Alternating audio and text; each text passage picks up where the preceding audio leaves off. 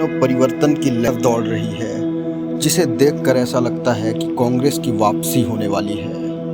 एक वक्त था जब लोग कहते थे कि इस दौर में अब देश में कोई ऐसा नेता नहीं जो नरेंद्र मोदी को प्रधानमंत्री पद के लिए टक्कर दे सके, जिसका रिजल्ट ये हुआ कि दशकों तक स्ट्रगल करने वाली भारतीय जनता पार्टी और विपक्ष में बैठने वाली एनडीए ने लगातार 2 बार भारी बहुमत के साथ अपनी सरकार बना ली।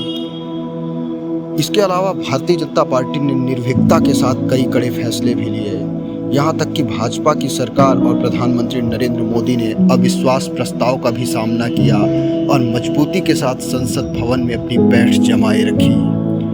दरअसल भारतीय जनता पार्टी के सत्ता में आने का कारण बदलाव ही था। लोग कांग्रेस सरकार को बदलने के मूड में थे और सौंप दी उन्होंने बीजेपी की सत्ता हिंदुस्तान की तकदीर बनाने के लिए। भारतीय जनता पार्टी ने सत्ता में आते ही इतनी लोकप्रियता बना ली कि ऐसा लगने लगा कि अब ऐसा कोई विपक्ष नहीं जो भारतीय जनता पार्टी से लोहा ले सके। वक्त की चाल के साथ भारतीय जनता पार्टी का रुतबा और ओहदा बढ़ता गया। बीते 10 सालों में भाजपा ने कई राज्यों में चुनाव जीता।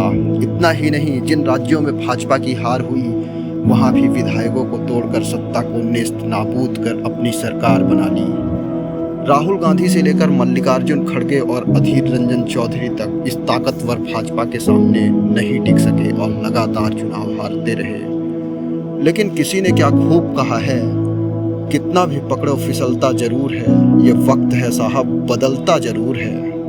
ठीक इसी तरह लगातार जोड़ तोड़ की राजनीति और मनमानी फैसलों की वजह से हवा का रुख बदलने लगा है। कल तक जिस भाजपा को लोगों ने सर आंखों पर बिठाया था, वे लोग अब साफ नीतियां और लोकतंत्र का सम्मान करने वाली सरकार देखना चाहते हैं। कल तक लोगों की नज़र में पप्पू दिखने वाला राहुल गांधी आज विपक्ष का सबसे मजबूत चेहरा बन गया है। अपने बयानों के कारण अपमान झेलने वाला पप्पू अब ठहरावों का केंद्र बिंदु बन गया है। सोने की चम्मच लेकर पैदा होने वाला शख्स कन्याकुमारी से कश्मीर तक पैदल भारत नाप दिया। चार्टेड प्लेन में उड़ने वाला शख्स ट्रक का सफर करने लगा। जिसके पांव में आज तक मिट्टी नहीं लगी थी, वे खेतों में उतरकर धान रोपने लगा। जिसे एक मीम मटेरियल समझा जाता था, उसकी बढ़ती लोकप्रियता देखकर राजनीति के पंडितों के हाथ पांव फूलने लगे। तिरस्कार से देखने वाले लोग उसे सहानुभूति देने लगे। कहते हैं लोकतंत्र में अच्छा नेता वही होता है जो अपनी नाकामियों को स्वीकार करे और फिर उस पर सुधार करे।